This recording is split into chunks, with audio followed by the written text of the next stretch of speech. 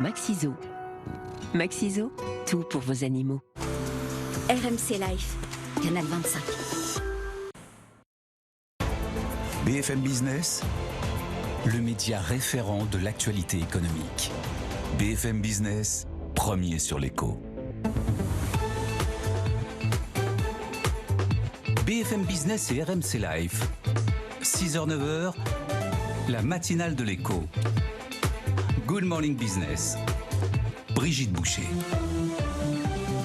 Bonjour à tous et bon réveil, bienvenue dans la matinale de l'écho. Je suis très heureuse de vous retrouver désormais tous les matins pour faire le tour de l'actualité avec nos chroniqueurs, nos invités, nos débatteurs. Chaque jour, vous retrouverez les experts, les décideurs, tous les acteurs qui font l'économie. Il est 6h sur BFM Business et sur RMC Life, Canal 25. Nous sommes ensemble et en direct jusqu'à 9h et c'est Good Morning Business. Alors au sommaire de ce lundi 24 août, le casse-tête du budget, pas encore présenté et déjà censuré, alors que Sébastien Lecornu a mis en garde les parlementaires contre la tentation d'attendre la présidentielle. Jean-Luc Mélenchon promet déjà la censure et le RN ne l'exclut pas.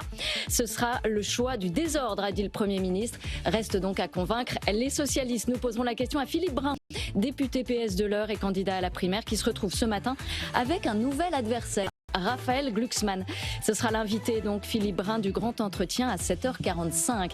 Les mesures budgétaires pour réduire le déficit, on y reviendra avec vous, Léo Dumas. Oui, et sur la table encore et toujours la surtaxe d'IS qui pourrait bien être reconduite alors qu'en face d'autres pistes d'économie sont déjà abandonnées. On verra tous les détails dès le début de ce journal.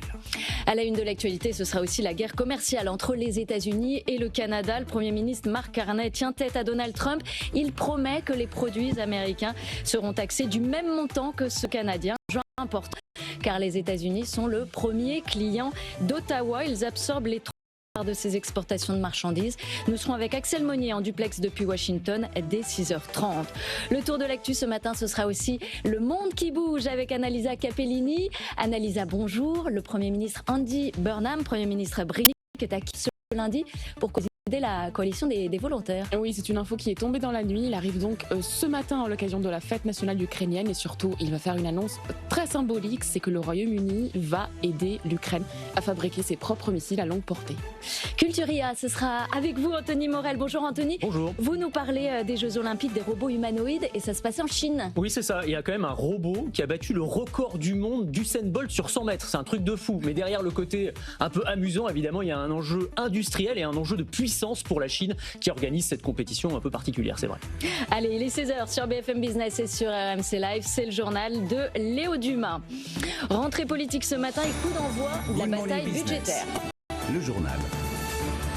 Et c'est donc parti avec un avertissement de Sébastien Lecornu ce week-end, le Premier ministre qui a écrit aux parlementaires pour les mettre en garde contre la tentation d'attendre la présidentielle avant d'adopter le budget. La dette n'attend pas, écrit le chef du gouvernement. Alors pour éviter la loi spéciale, Eva Serrayol, le gouvernement joue l'ouverture vers le Parti socialiste. Oui, et dans cette optique, Sébastien Lecornu s'est déjà fendu d'un tweet sur les réseaux sociaux pour démentir certaines rumeurs, notamment celle d'une suppression des aides au logement, du gel du RSA ou du minimum vieillesse, ou encore d'une hausse de l'impôt sur le revenu. Plus généralement, le Premier ministre promettait cet été, je cite, « ni hausse ni création d'impôts ». Mais s'il veut discuter avec les socialistes, Sébastien Lecornu pourrait envisager des mesures fiscales qui cibleraient les plus aisés. Toujours côté recettes, Bercy étudie sans surprise la reconduction de la surtaxe sur les bénéfices des grandes entreprises. Instaurée pour un an seulement, au budget 2025, la surtaxe d'IS avait déjà été reconduite en 2026.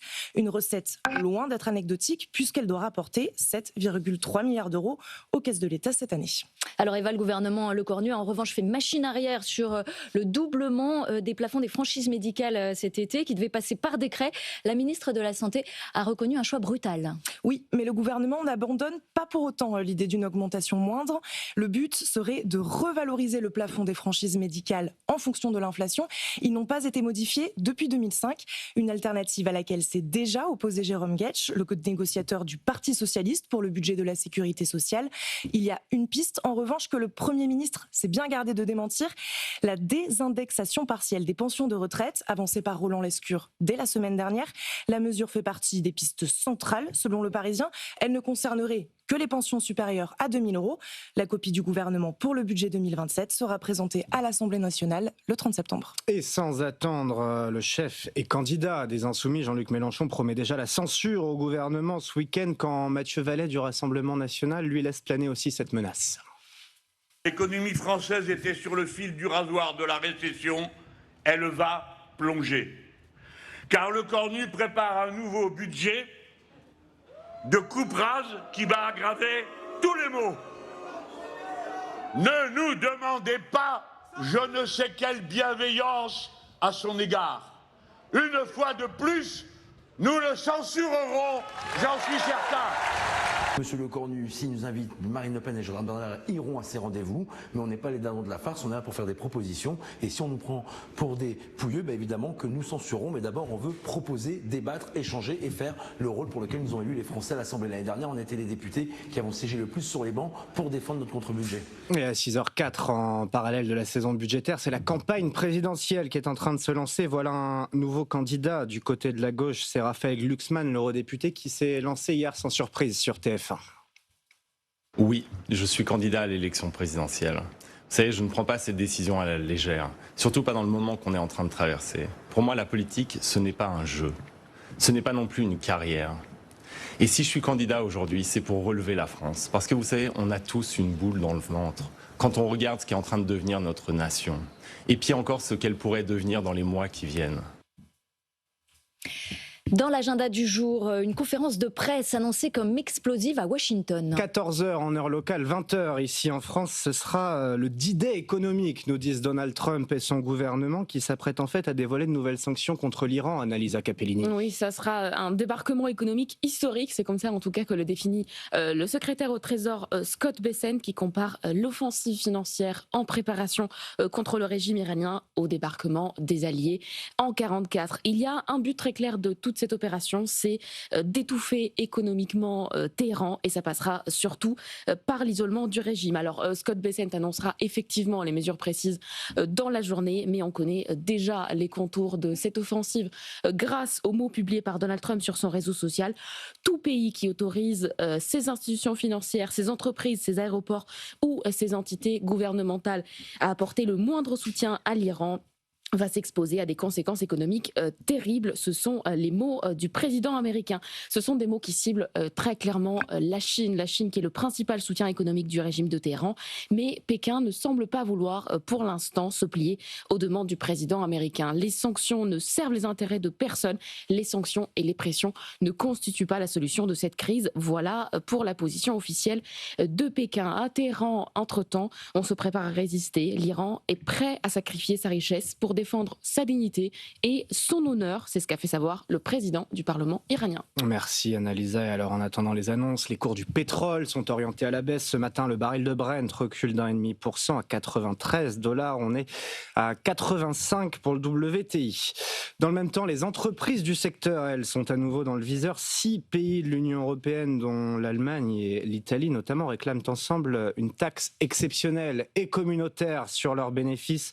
La question pourrait être mise à l'ordre du jour dès le mois prochain. Et puis cette crise avec l'Iran, elle a aussi mis en lumière une autre faiblesse de l'Europe sur le front énergétique. Toujours, ce sont les capacités de raffinage qui se dégradent, et ce n'est que le début, nous dit l'agence S&P Global, qui anticipe même un recul de 20% d'ici 10 ans, Jean-Baptiste Huette. Le paradoxe est spectaculaire. L'Europe ferme des raffineries au moment même où elle aurait besoin qu'elles produisent davantage. Avec le conflit iranien, les carburants raffinés sont devenus l'un des points de tension du marché mondial. Diesel, essence, kérosène, les raffineries européennes tournent aujourd'hui presque à plein régime pour compenser les approvisionnements perturbés au Moyen-Orient. Et leurs marges se sont envolées, mais ce boom est trompeur. Les investisseurs raisonnent à 10 ou 15 ans, et avec la montée de la voiture électrique, ils anticipent une baisse de la consommation de carburant en Europe et hésitent à engager les centaines de millions nécessaires pour moderniser des installations vieillissantes. Pendant ce temps, de nombreux pays comme la Chine ou l'Inde construisent de gigantesques raffineries compétitives. Conséquence, l'Europe ferme chez elle et importe davantage. Rien que l'an dernier, elle a supprimé 500 000 barils par jour de capacité. L'Iran est venu rappeler le risque. En cas de crise, avoir accès au pétrole brut ne suffit pas, encore faut-il être capable de le transformer. Un enjeu économique bien sûr, mais aussi militaire. Avions de combat, chars fonctionnent toujours et pour longtemps avec du carburant conventionnel. Et puis l'actualité des entreprises avec OpenAI qui commence à intégrer la publicité dans ChatGPT. Oui, après les États-Unis, c'est parti dans 31 pays européens. Dès ce matin, la France est concernée aussi par cette quête de monétisation d'OpenAI, car malgré des revenus qui continuent de grimper, faire fonctionner l'IA coûte toujours extrêmement cher, Léa Benaïm. Près d'1 milliard de personnes utilisent ChatGPT chaque semaine, mais la majorité reste encore sur la version gratuite. En revanche, pour les annonceurs, cette audience représente une mine d'or. Le test mené aux États-Unis a d'ailleurs été concluant. 20% des conversations affichent une intention commerciale. Les utilisateurs peuvent donc être touchés au moment précis où ils s'apprêtent à faire un achat, même si le géant de l'IA rassure. Dans un premier temps, la publicité ne sera pas ciblée, mais les annonces s'adapteront au contexte de la conversation. Pour OpenAI, l'enjeu est tout aussi important. L'entreprise a généré 13 milliards de dollars de chiffre d'affaires en 2025, mais ses dépenses ont, elles, atteint 34 milliards de dollars et sa croissance ralentit quand celle de son principal concurrent accélère. Anthropic a plus que doublé son chiffre d'affaires au deuxième trimestre, dépassant pour la première fois OpenAI. L'entreprise de Sam Altman a donc cruellement besoin de nouveaux relais de croissance avant son entrée en bourse. Et avant celle d'OpenAI, l'IPO d'Anthropic, elle pourrait bien battre le record de SpaceX selon le New York Times. En tout cas, les banques de la start-up ont évoqué une levée qui sera supérieure à 100 milliards de dollars auprès des investisseurs ces derniers jours. Merci Léon, on vous retrouve à 6h30 pour un nouveau JT. À 6h10, c'est le Morning Briefing sur BFM Business et sur RMC Live. Étienne Braque, bonjour. Bonjour. Alors on parle justement d'une nouvelle introduction en bourse. Là, c'est Chine qui se rapproche donc de la bourse de Hong Kong. Depuis cette nuit, on a une date et la première séance aura lieu mardi 1er septembre. Oui, dans un peu plus d'une semaine. IPO qui va un petit peu se faire au rabais pour Chine, qui va fêter les 15 ans l'année prochaine, c'est 15 ans. Et vous avez un groupe qui va se tabler sur une valorisation bien plus basse qu'escompté, 27 milliards de dollars, alors qu'il y a 4 ans, le groupe était valorisé plus de 100 milliards de dollars. Pourquoi ? Eh bien parce que vous avez aujourd'hui un groupe qui est très clairement boudé par les investisseurs, des investisseurs qui ne se précipitent pas pour devenir actionnaires de Chine, qui est passé d'une société d'hyper de croissance à société mature au premier trimestre. Vous avez même un résultat net qui était dans le rouge à hauteur de 99 millions de dollars quand les ventes étaient stables. À Hong Kong toujours, puisque Chine va s'introduire la semaine prochaine à Hong Kong. Ce matin, il faut suivre Alibaba qui s'effondre de près de 10% après avoir annoncé le lancement d'une augmentation de capital de quasiment 10 milliards de dollars afin d'accélérer dans l'intelligence artificielle. Le groupe avait deux possibilités, soit lever de la dette, soit émettre des actions. Il a choisi d'émettre des actions et forcément, eh bien, il y a une petite décote par rapport à cela. Et sachant qu'il y a plus d'actions en circulation sur le marché, eh bien, le titre est en baisse ce matin. 10 milliards de dollars, c'est pas négligeable, c'est quand même la troisième plus grosse augmentation de capital depuis le début de l'année, derrière Alphabet et Intel. Et cette semaine, Étienne, il sera encore beaucoup question de taux. Oui, les taux et encore les taux. Quand vous regardez le 10 ans français, il était toujours sur des plus hauts de 2008 vendredi, 4,13%. L'écart de taux entre la France et l'Allemagne continue de s'écarter, 87 points de base. C'est quand même une première depuis janvier 2025. Aux États-Unis également, la situation inquiète. Quand vous regardez les rendements obligataires, le 10 ans américain est à 4,7%, quand le 30 ans est sur des plus hauts de 20 ans à 5,25%, malgré l'intervention la semaine dernière du Trésor américain. Et cette volatilité devrait perdurer cette semaine avec l'inflation américaine mercredi. Mercredi également, après la clôture, les résultats d'NVIDIA. Et puis enfin, pour clôturer la semaine, vendredi, vous aurez une prise de parole de Kevin Warsh depuis Jackson Hole. C'est le symposium des grands banquiers centraux qui va se tenir en fin de semaine. Merci Étienne Braque et on vous retrouve à 6h40 pour un prochain point bourse. Restez avec nous. Le monde qui bouge. Dans un instant, on va faire le tour de la presse internationale avec Annalisa Capellini.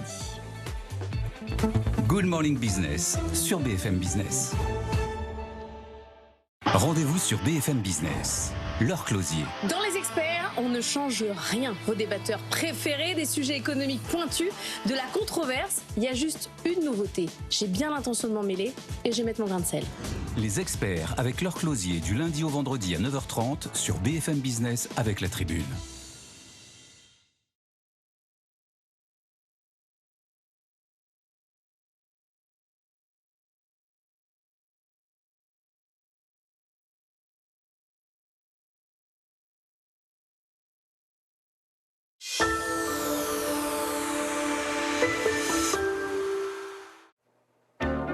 Ah, mais auditives. ça. J'ai jamais remarqué. Ah écoute, je peux plus m'en passer. La preuve, j'ai même une deuxième paire quasiment invisible. C'est plus pour sortir. Eh ben, monsieur a les moyens, dis donc. Mais non, Afflelou. Chin Audio, votre deuxième paire d'aides auditives pour 1 € de plus. N'arrêtez jamais de bien entendre avec Alain Afflelou. Dispositif médical. Le paddle, c'est chez Forestil.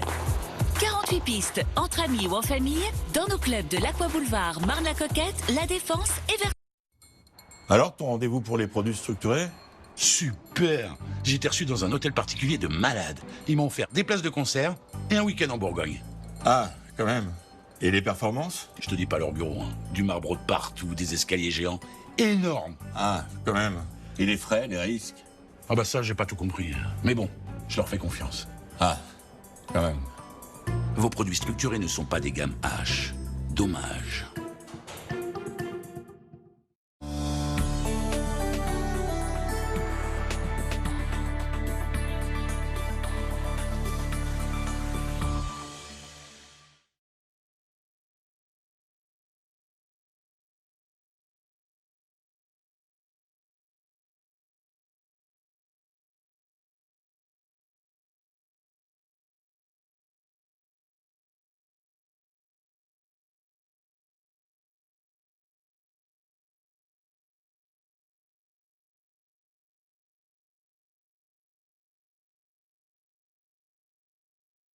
Et alors avec vous c'est donc un monde qui bouge.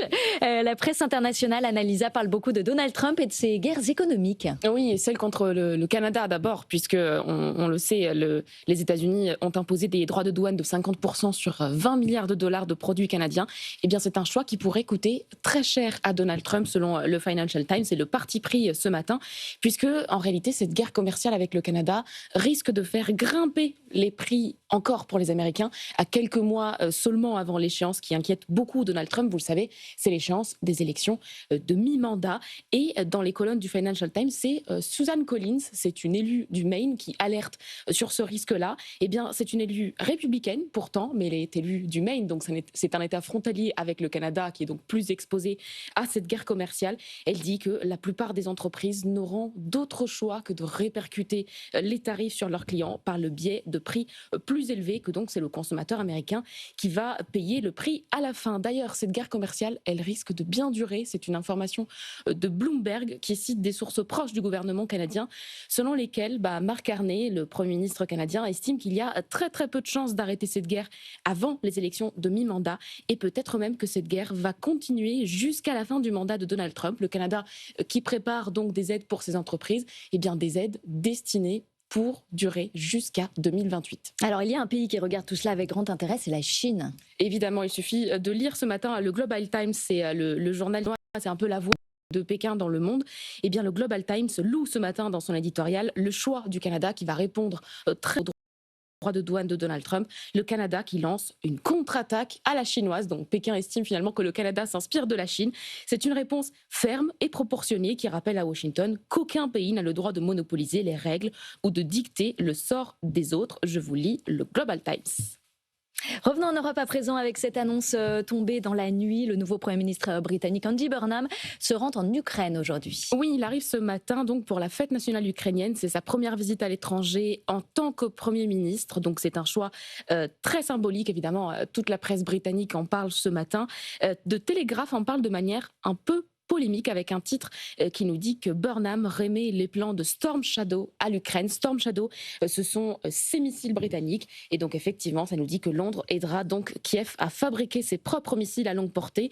C'est une annonce qui arrive seulement 2 jours après celle d'Emmanuel Macron d'envoyer des missiles intercepteurs à l'Ukraine et qui prouve donc que la coalition des volontaires est encore bien active. Merci Annalisa Capellini. On vous retrouve à 8h35 et à 7h15. Ce sera le parti pris de Mathieu Jolivet. Il reviendra sur la guerre en Iran et le détroit d'Ormuz qui met en lumière la faiblesse de la flotte américaine. Il est 6h17 sur BFM Business et sur RMC Live. C'est le plus. Good Morning Business, le plus. Direction Montrouge, où Papier d'Arménie cultive un savoir-faire unique à la française depuis plus de 140 ans. Il y a quelques mois, Arnaud Schwartz a repris l'affaire familiale, bien décidé à perpétuer la tradition. Chaque année, le premier désodorisant d'intérieur au monde est venu à plus de 2 millions d'exemplaires partout dans le monde. Voilà ses ventes. On fait le point avec Paul Valère. Détachés de leur petit carnet, pliés en accordéon et brûlés, ils dégagent une odeur toute particulière. Il y a des gens qui adorent regarder le carnet se consumer lentement. Mais avant de faire naître la petite fumée, les Papiers d'Arménie prennent vie rue Morel dans une ancienne manufacture aux grandes fenêtres, la même adresse depuis 1885. Arnaud Schwartz vient de reprendre l'affaire, il est l'arrière-arrière-petit-fils du cofondateur Henri Rivier. Ça a commencé avec Auguste Ponceau, qui était un chimiste et qui, lors d'un de ses voyages en Arménie, a vu qu'ils utilisaient, en fait, ils brûlaient la résine dans un encensoir, un peu comme à la messe, qui est une résine en fait qui vient d'Asie. Mais il s'est dit c'est quand même compliqué de commercialiser, de le brûler comme ça. Et donc lui, il a l'idée, en fait, étant chimiste, d'extraire le parfum. Et puis, avec mon arrière-arrière-grand-père, d'utiliser un papier pour que le papier soit imprégné de ce parfum. Et puis, ils se sont dit, on va le brûler. Depuis, la recette tenue secrète est appliquée par une dizaine de salariés. Première étape, le trempage. De grandes feuilles de papier buvard sont plongées dans une mystérieuse solution afin de les préparer à recevoir le parfum et leur permettre de se consumer lentement. Elles sont ensuite séchées, parfois dans la cour, alors ce qu'il fait. Quand on sort, oui, on nous dit qu'on sent bon. Les gens disent vous sentez papier d'Arménie. C'est très marrant. C'est vrai qu'on est reconnu à l'odeur. Oui, c'est ça. Derrière cette senteur persistante, la résine de benjoin qui provient d'un arbre des montagnes du Laos. Une ressource bien préservée au sous-sol de l'entreprise par le responsable de la production, Philippe Saconnet. Ce benjoin, par exemple, que je vais utiliser bientôt, a déjà 15 ans d'âge. C'est ce qui va représenter dans la fabrication 98% du parfum du papier d'Arménie. Au printemps, l'entreprise en commande plusieurs tonnes à son fournisseur asiatique. Donc là, on retrouve déjà le côté balsamique et vanillé qu'on va restituer dans les papiers parfumés. Une fois broyée, la résine est dissoute dans de l'alcool avec d'autres produits secrets dans de grandes cuves en inox. Le mélange obtenu imprègne le papier et après une longue macération, il est séché, mis sous presse, puis découpé, assemblé et laissé à maturer. 6 mois au total sont nécessaires pour voir les petits papiers quitter leur unique atelier. Où qu'on soit, qu'on croise un petit carnet, on sait que c'est passé par nos mains et on parfume quand même des millions de foyers. C'est assez exceptionnel. Des carnets vendus en pharmacie, mais aussi dans des enseignes comme Nature et Découverte, Natura en Espagne ou au printemps à New York. Les petites lamelles s'achètent partout, une force pour l'entreprise qui affiche près de 20% de croissance l'an dernier et est toujours rentable, de quoi renforcer sa présence à l'étranger. Actuellement, c'est 80% la France et entre 20 et 30% l'export. Et l'objectif, c'est d'arriver à 50% l'export. Autant en France qu'à l'étranger, il y a eu un vrai retour sur les produits vintage, les produits qui marchent, non chimiques et très simples à utiliser en fait. Après la version verte traditionnelle, la bleue puis la rose, Papier d'Arménie lance en octobre un 4e carnet, cette fois jaune doré et baptisé Ambre, une nouvelle fragrance signée par le grand parfumeur Francis Kurkdjian. 6h21 sur BFM Business, c'est toute l'actualité de la tech. Good Morning Business, Culturia. Bonjour Anthony Morel. Bonjour. Alors Anthony, en ce moment en Chine se tiennent des Jeux Olympiques un petit peu particuliers, des JO pour robots, des humanoïdes de tous les pays qui s'affrontent, alors soit sur une piste d'athlétisme ou sur un ring de boxe, et ça n'a pas l'air, mais c'est très sérieux. C'est très sérieux, alors on a l'impression d'être revenu aux JO de Paris d'ailleurs, parce qu'on a tous les codes des Jeux Olympiques, on a eu la grande cérémonie d'ouverture dans un stade plein à craquer, on a le grand concert également, le défilé des athlètes. Quand je dis des athlètes, évidemment ce sont des boîtes de conserve, j'allais dire des humanoïdes, des robots avec 2 bras et 2 jambes. Alors un peu en mode Stormtroopers, c'est limite inquiétant. On les voit comme ça. Ces robots, ils s'affrontent. Ils sont en train de s'affronter dans 50 disciplines. Alors ça va du sprint à la boxe en passant par le foot, le saut en longueur également. Et on a des performances extraordinaires. On a par exemple un robot baptisé Lightning la foudre, qui a battu le record du monde d'Usain Bolt sur 100 mètres. 9 secondes 39 quand même, c'est assez dingue. Les images sont très spectaculaires. Alors on a des robots qui s'en sortent un petit peu moins bien, qui titubent, qui se trompent de couloir. On a l'impression qu'il a un peu bu celui-là. Voilà, celui-là a un petit peu bu. Il y a des ratés évidemment, mais globalement, ce qu'on en retient, c'est les avancées très spectaculaires spectaculaires. Au saut en longueur, ils sont vraiment pas mal sortis non plus. Ils ont failli battre le record du monde humain dans le domaine de la vitesse, de la souplesse, de la dextérité. Ça va très vite. Je peux en témoigner parce que j'ai affronté certains de ces robots sur des grands salons technologiques, au tennis de table par exemple, ou encore en boxe il y a encore quelques mois, sans me tenir à peu près la route aux gens. C'est ça qui est très intéressant, c'est de voir la vitesse à laquelle ça va. C'est-à-dire que l'intelligence artificielle, ça va très vite.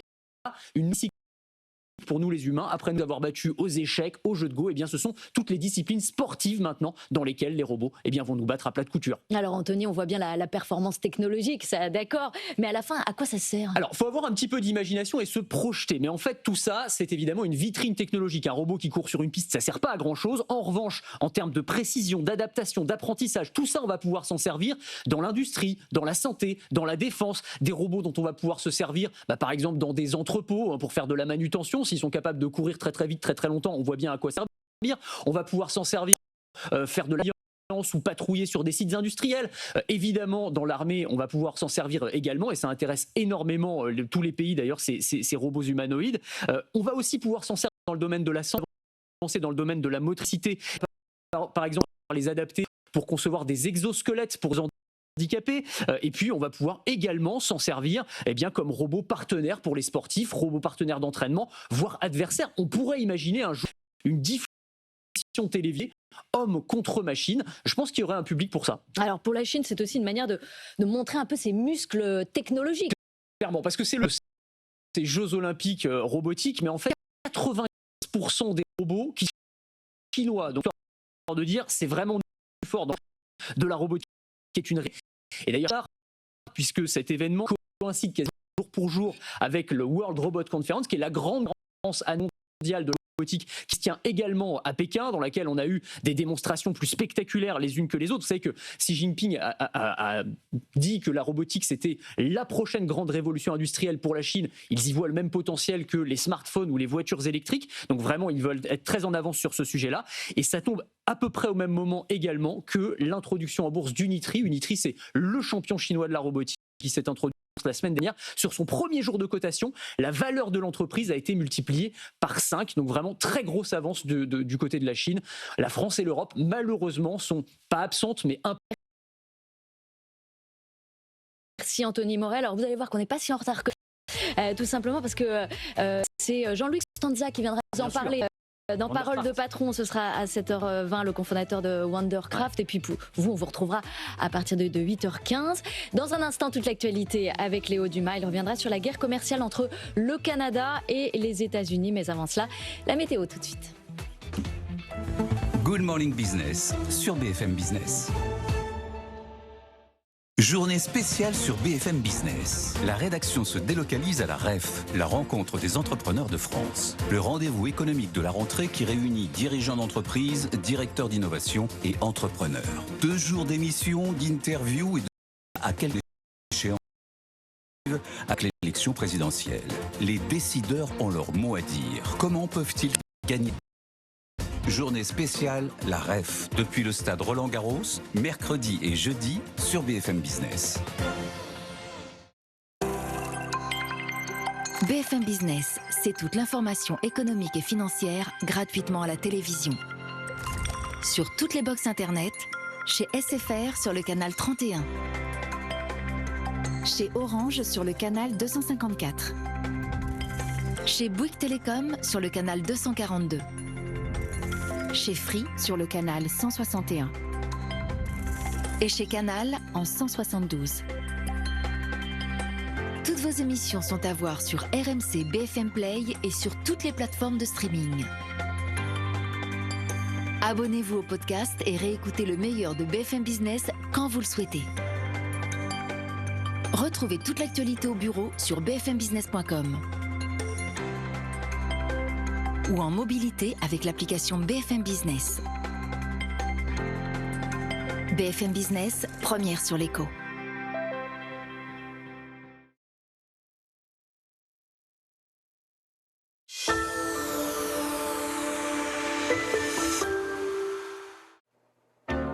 Attendez 2 secondes, je prends mes aides auditives.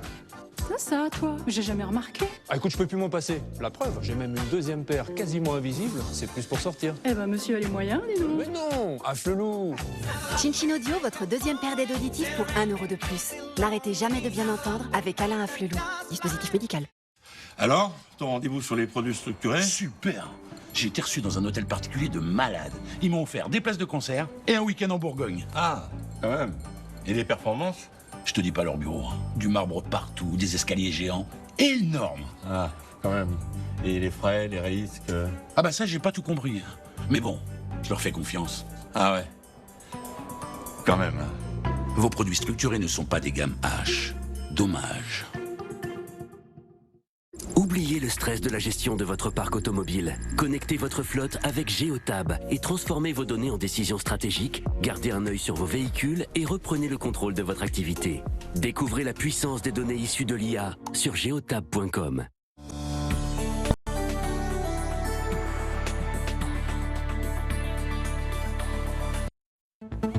Jusqu'à 9h, Good Morning Business. 6h28 sur BFM Business et sur RMC Live Canal 25. Le journal avec Léo Dumas. Et 3 titres à la une, le Canada. Good Morning Business, le journal. À la une, le Canada donc, qui refuse l'ultimatum de Donald Trump et qui réplique à ses droits de douane. On sera sur place à Washington dès le début de ce journal. Emmanuel Macron lui reçoit MBS, le prince héritier de l'Arabie Saoudite, entre crise au Moyen-Orient et contrat stratégique. Et puis, c'est la dernière ligne droite pour la facturation électronique. Le Canada joue donc la riposte. Oui, au dollar près, prévient Mark Carney, le Premier ministre canadien, qui choisit de ne pas se laisser faire face à l'escalade tarifaire des États-Unis. Après en fait 3 jours de négociations de la dernière chance, il n'y a pas eu d'accord entre Ottawa et Washington. On vous rejoint, Axel Monnier, pour BFM Business. Le Canada décide donc de tenir tête à Donald Trump. Oui, Mark Carney a tapé fort. Vous êtes en guerre quand vous êtes attaqué. Or, nous sommes attaqués. Preuve que cette guerre commerciale entre dans une nouvelle phase. Depuis samedi et l'échec des négociations, le Canada a vu les droits de douane américains augmenter de 50% sur environ 20 milliards de dollars des Américains de produits comme les meubles, les crosses de hockey, certains produits alimentaires, les cosmétiques, certains produits électroniques, le papier ou le textile. Une deuxième couche sur les droits de douane que Donald Trump avait déjà imposé à son voisin canadien depuis son retour au pouvoir. Pourquoi ? Parce qu'au dernier moment des négociations, les Américains ont tenté d'imposer de nouvelles conditions, notamment sur les futurs partenariats commerciaux du Canada ou encore sur l'usage du français pour vendre au Québec. Inacceptable évidemment pour le Premier ministre canadien qui bénéficie sur le sujet d'une union sacrée. Majorité et opposition, anglophones et francophones, tous unis contre Donald Trump. Et d'ailleurs, en guise de représailles, le Canada a déjà annoncé des droits de douane qui répliqueront dollar pour dollar à ceux des États-Unis, notamment sur l'acier américain ou encore sur les produits agricoles ou laitiers. Merci Axel Monnier à Washington pour BFM Business, quand dans le même temps il y a le prince héritier de l'Arabie Saoudite, Mohamed Ben Salman, qui est à Paris aujourd'hui. Il est en fait arrivé hier. Mais aujourd'hui, Annalisa Capellini, ce qui est important, ce sont ces discussions sur le contexte géopolitique et aussi le renforcement de contrats stratégiques. Oui, autour d'une date, celle de 2030, puisqu'il y a une convergence entre France 2030, le plan pour développer la compétitivité industrielle française, et Vision 2030, le grand programme de transformation de l'économie saoudienne, avec un double enjeu, celui de positionner les entreprises françaises sur les gigantesques chantiers saoudiens et en même temps attirer des investissements saoudiens en France. Il y a cette échéance symbolique, donc il y a Paris et Riyad, avec une voix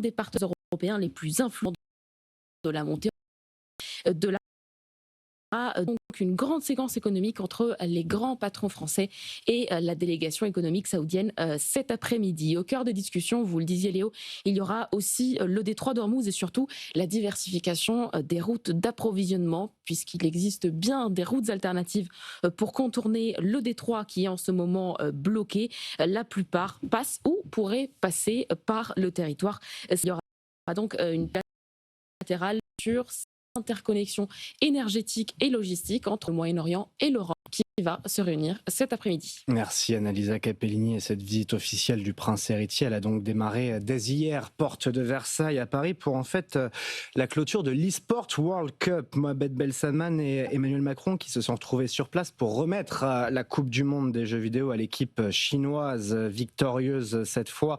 L'événement était en fait prévu à Riyad, mais il a été délocalisé à Paris à cause de la guerre, ce qui permet donc à la France de récolter une partie du fruit économique. Noah Domain.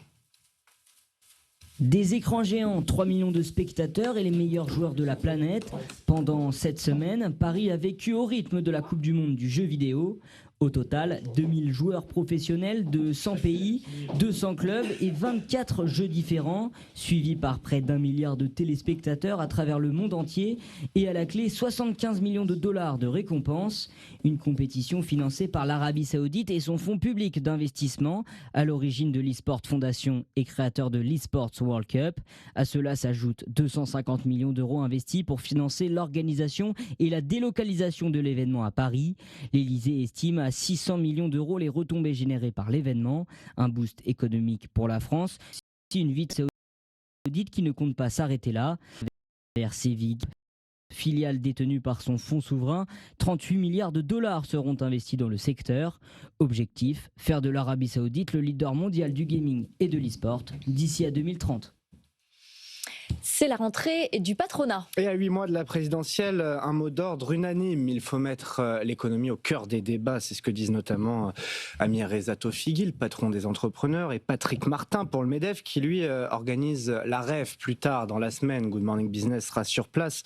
Dans ce contexte assez difficile pour les entreprises, Eva Serrayol, une étude d'Elisfer ce matin nous dit que les défaillances d'entreprises viennent d'atteindre fin juillet un nouveau record.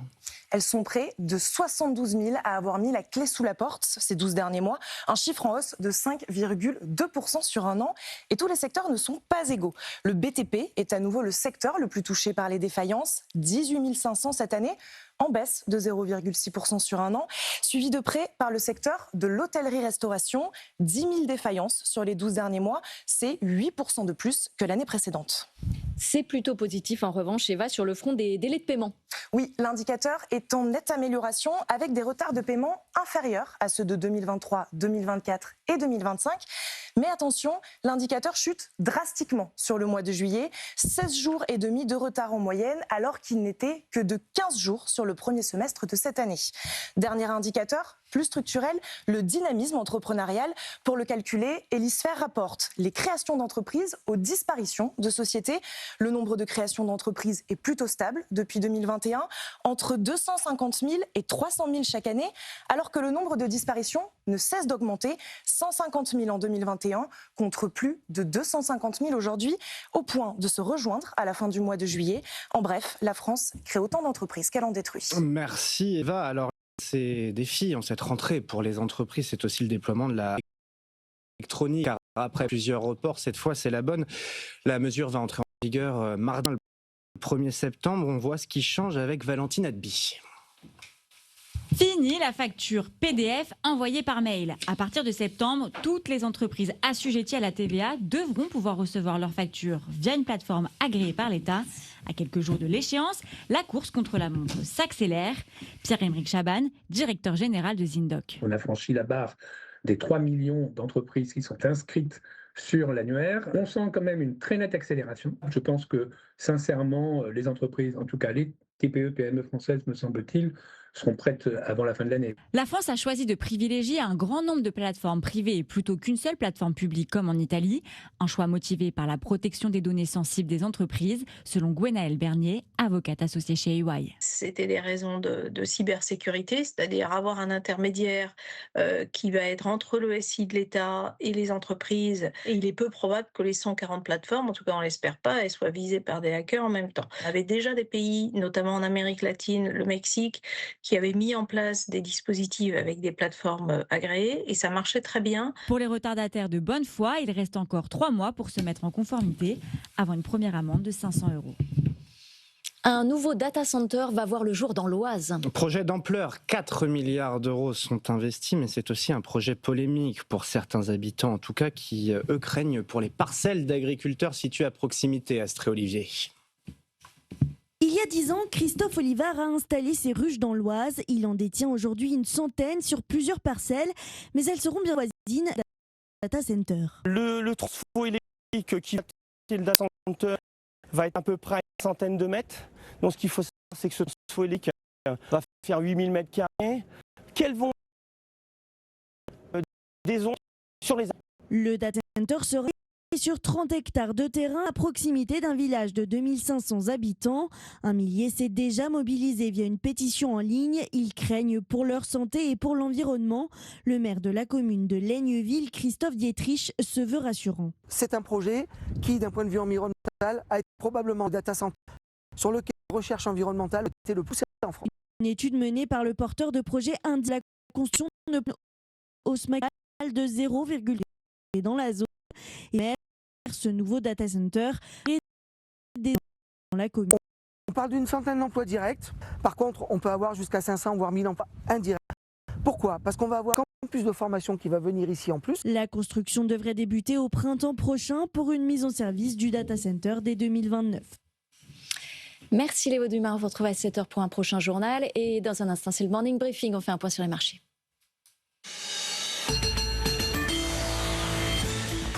Étienne Braque, séance difficile ce matin pour Samsung qui perd 9% à la bourse de Séoul. Oui, la bourse est déçue. Pourquoi ? Parce que certains investisseurs anticipaient une hausse exceptionnelle des dividendes et des rachats d'actions chez Samsung après un premier semestre record, mais il n'en est rien. Le groupe qui a réalisé pour rappel 10 milliards de dollars de profit net sur les 6 premiers mois de l'année grâce à l'envolée des puces mémoire ne revoit pas à la hausse son plan de rémunération. Il maintient sa politique inchangée, à savoir reverser 50% de son flux de trésorerie sous forme de dividendes et sous forme de rachat d'actions. Pour 2026, ça représente tout de même entre 65 et 80 milliards de dollars.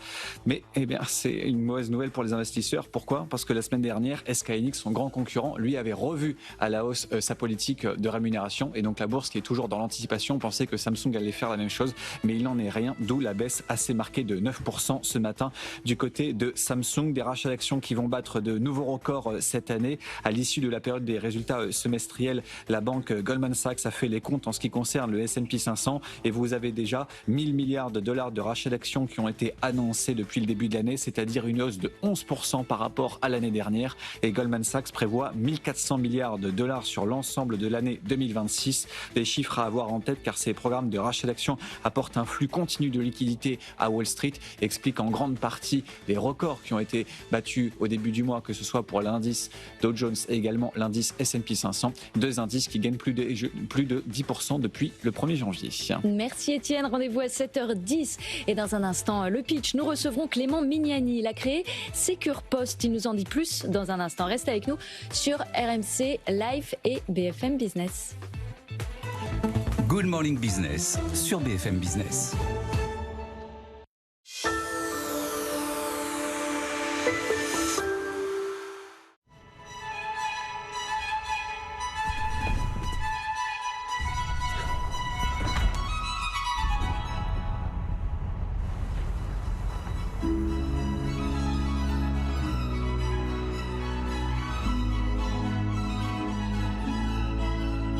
Renault 4 e-Tech électrique est enfin disponible avec un toit ouvrant électrique en toile à partir de 300 € par mois.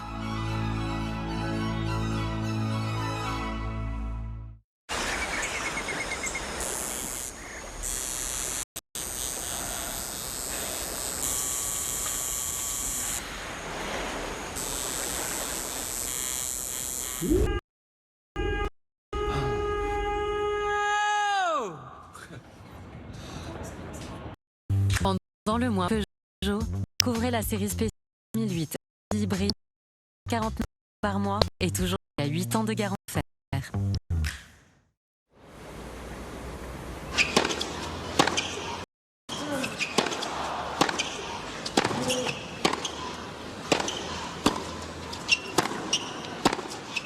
Une texture et une saveur unique.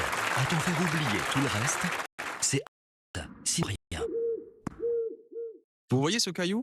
si un gravillon comme ça heurte votre pare-brise, bam, ça peut faire une grosse fissure. Chez Carglass, on s'en occupe de votre pare-brise. Allez sur carglass.fr, tapez votre numéro d'immatriculation, choisissez votre Carglass le plus proche, le jour et l'heure. Et on remplace votre pare-brise avec les mêmes options que l'ancien. En plus, en ce moment, Carglass vous offre un aspirateur de voiture développé par Noroto. Prenez rendez-vous en 3 minutes sur carglass.fr ou appelez-nous au 3044. Carglass remplace.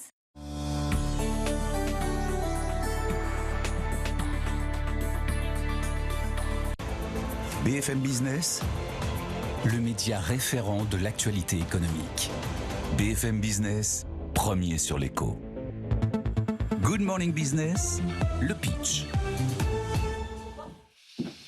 Le pitch, c'est dans un tout petit instant. On va partir à la découverte d'une petite entreprise qui s'appelle Secure Post. Mais avant cela, Sandra Gandoin, on fait un petit focus sur la crypto. On parlera de la crypto tout à l'heure. Effectivement, le Bitcoin et son niveau qui a été atteint là, 77 000 $. Anthony Morel, ça remonte.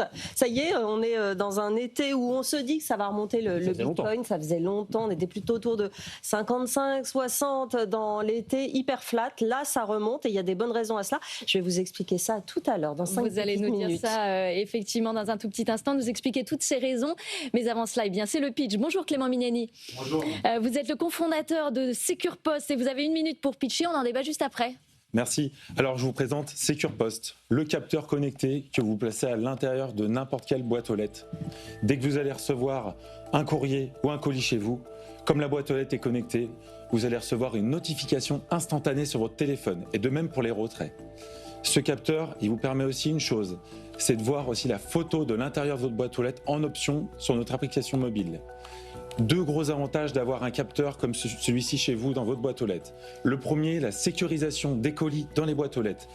On a tous à un moment eu peut-être un courrier ou un colis qui a pu disparaître dans la boîte aux lettres. Grâce à ce capteur, vous savez quand il arrive, vous savez quand il repart, que ce soit vous ou une autre personne. Deuxièmement, le deuxième avantage, éviter les déplacements inutiles à la boîte aux lettres. On pense particulièrement aux personnes âgées, aux personnes à mobilité réduite ou de même aux personnes tout simplement qui n'ont pas envie de s'embêter à vérifier leur boîte aux lettres tous les jours. Ce capteur, je vous présente aujourd'hui, c'est un capteur qui a eu la médaille d'or et le Grand Prix de l'univers connecté au concours Lépine Paris International 2026. Merci, voilà, vous avez 1 minute, elle est terminée. Clément Mignani, est-ce qu'il faut un abonnement particulier pour avoir ce boîtier-là et qu'il soit connecté au téléphone ? Non, pas du tout. En fait, on vend aux utilisateurs le capteur en produit seul sur notre site internet. Vous pouvez l'utiliser, vous pouvez recevoir les notifications de dépôt de colis, de courrier ou de retrait de courrier ou de colis automatiquement sur votre application mobile. Par contre, si vous voulez voir en option la photo de la réception, c'est un peu la cerise sur le gâteau pour ce genre de capteur. Vous devez payer un abonnement, mais aucune obligation d'avoir cet abonnement pour utiliser le capteur. C'est un capteur en plus qui fonctionne en 4G sans abonnement. Il y a un capteur photo en fait à l'intérieur, mais ça veut dire qu'on va prendre en photo une capture. Ce qui se passe à l'intérieur de la boîte aux lettres. Mais est-ce que si je me fais voler un colis, ça prend en photo la tête du voleur ? Ça va prendre. Ce capteur, en fait, il va se réveiller grâce à un capteur de mouvement et un accéléromètre. Donc, il y a un capteur de vibration. Et en fait, tout simplement, lorsqu'il va détecter un changement d'état dans la boîte aux lettres, il va prendre une photo. Comme il va se réveiller via ses capteurs, il va prendre une photo. Il va l'envoyer vers un serveur en 4G, comme je l'ai dit, comme ça. La boîte aux lettres, peu importe l'endroit, elle est directement connectée. Pas besoin d'avoir un Wi-Fi ou d'avoir quelque chose qui. On a vraiment un réseau. Des photos de l'intérieur ou oui, de l'intérieur de la boîte. Donc pas de l'extérieur. On aura que la main. On peut pas. En fait, on prend la photo à partir du moment où il y a un changement d'état. D'accord. Et on envoie l'information. Après, c'est traité avec une intelligence artificielle sur nos serveurs et on envoie l'info. Donc il n'y a pas besoin aussi de mauvaise détection, de faux qu'on appelle. Par exemple, quelqu'un qui met la main dans la boîte aux lettres, mais qui fait rien. Je veux dire, ça peut être un enfant, ça va être une personne comme ça. Et en fait, il n'y aura pas de notification. C'est l'intérêt de ce capteur. C'est vraiment, il est dédié aux boîtes aux lettres. Alors, ça coûte combien, ça, ce petit capteur? Ce capteur, il vaut 129 € sur notre site internet. Et les abonnements, ça va on prend à la semaine jusqu'à l'année. En fait, il y a un abonnement hebdo, mensuel ou annuel. Mais là aujourd'hui pour les colis, parce qu'aujourd'hui quand je reçois un colis, c'est de ça dont on parle, parce que les vols c'est sur les colis, c'est pas quand je reçois un colis des impôts, rarement en tout cas. Et donc là pour le coup aujourd'hui, que ce soit Amazon ou la Poste, je reçois déjà une notification, donc j'ai déjà d'une certaine manière une boîte aux lettres connectée. C'est quoi la valeur ajoutée d'un outil comme celui-ci? La valeur ajoutée, c'est qu'avec ce capteur, vous savez exactement si physiquement votre colis est arrivé. on a pas mal en ce moment. Personnellement, moi j'ai reçu des SMS frauduleux, comme quoi mon colis avait bien été livré, ou des photos, ou des choses comme ça. Avec ça, vous êtes sûr que le colis ou le courrier a été livré. Mais c'est vraiment l'intérêt, c'est qu'on nous parle des derniers kilomètres de livraison. Avec Secure Post, on propose les derniers mètres de livraison. Il y a quand même un parade qu'on reçoit de moins en moins de courriers et que les colis ne rentrent pas toujours dans la boîte. En plus pour les courriers. Je dirais avant, les courriers, on les recevait tous les jours. Il y avait un intérêt à aller vérifier sa boîte aux lettres, à faire machinalement l'ouverture de la boîte aux lettres et le courrier qu'il y avait. Et puis, plus d'intérêt. La boîte aux lettres, il lui manque une. Puisque le courrier arrive de moins en moins, on a une incertitude quand on ouvre la boîte aux lettres. Et pour les colis, vous en avez de plus en plus. Vous avez de plus en plus de fraude aux colis. Et nous, on a beaucoup de clients, en tout cas des personnes qui ont commandé le capteur dans les régions parisiennes, parce que dans des halls d'immeubles, on a des systèmes où on ouvre complètement le pan de boîte aux lettres. Et en fait, ce capteur, il peut détecter en fait, quelqu'un qui va prendre, vous savez, avec un pass PTT, en fait, tout simplement, prendre le colis qui n'est pas à lui. On pense pas particulièrement pendant les fêtes. Et là, en fait, avec ce capteur, vous allez voir tout de suite. Dans les quelques secondes, vous allez être notifié sur votre téléphone. Et donc là, ça fonctionne avec c'est une connexion 4G en fait, hein, c'est ça? Oui, 4G. Donc est-ce que ça veut dire qu'il faut... C'est une connexion vraiment dédiée aux objets connectés. Est-ce que ça veut dire qu'il faut que je paye un abonnement, moi, en tant qu'utilisateur? Et j'allais dire, d'un point de vue technique, comment ça fonctionne? Parce que il n'y a pas un effet cage de Faraday dans la boîte aux lettres? Ça n'empêche pas la connexion, justement? Non. Alors, en fait, on est en 4G LTE, donc on est assez couvert. En fait, à partir du moment où votre réseau est suffisamment bon à l'intérieur à l'endroit où est la boîte aux lettres, il n'y a aucun problème. Et en plus de ça, on a prévu un accessoire qui est une belle antenne externalisée qu'on peut mettre. Ça fait un peu comme un. En plus, on montre aussi qu'on est connecté, qu'on a Secure Post dans la boîte aux lettres. Donc il y a une petite antenne qui sort très légèrement sous le volet. C'est en accessoire. Mais on l'a mis quand même. Même on pense aux 5% peut-être ces personnes qui pourront, en effet, qui ont un réseau un peu faible. Et on a une petite antenne. Alors, il y a un intérêt, c'est l'optimisation de la tournée aussi pour le facteur. C'est-à-dire que vous pouvez le prévenir via cette application. Oui. Il sait qu'il n'a pas besoin d'aller à cet endroit-là parce qu'il n'y a pas de colis ou il n'y a pas de lettres à livrer. Oui. Donc, ça réduit aussi la facture d'essence. Enfin, ça peut avoir un intérêt. Mais est-ce que vous avez un accord avec la Poste pour ça? Alors, on est activement en train de tester avec la Poste ce genre de capteur pour les boîtes aux lettres de collecte, tout simplement. En fait, d'un seul coup, qui est simplement devient quelquefois essentiel, particulièrement personnes âgées ou la mobilité réduite, complètement les moyens de passer à leur boîte aux lettres tous les jours. Et on pense maintenant aux porteurs qui étaient tous les jours aux boîtes aux lettres jaunes et qui de ce fait se rendent compte qu'il y a des boîtes aux lettres qui sont de moins en moins rentables, des boîtes aux lettres de collecte qui servent en tout cas pour des personnes dans les villages, dans les zones rurales. Donc ces boîtes aux lettres sont petit à petit enlevées parce qu'elles ne sont pas assez rentables. Et là, avec ce type de capteur, vous créez une rentabilité, vous créez encore le seul symbole du service public qui reste dans nos villages grâce à ce type de connexion.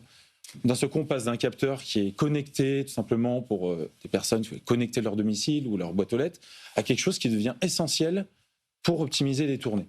C'est intéressant parce que je crois que la Poste aussi travaille sur un dispositif de boîte aux lettres connectée. Enfin, vous avez dû voir ça, non? Où, en gros, on pourra ouvrir sa boîte aux lettres avec son smartphone pour éviter là aussi les Ils le vols font de déjà colis. sur les boîtes aux lettres de collecte, en effet. Ouais, c'est ça. Ça peut arriver, mais ça peut mettre du temps à arriver. On reste quand même sur une. Maintenant, si on veut faire ça pour la boîte aux lettres particulière,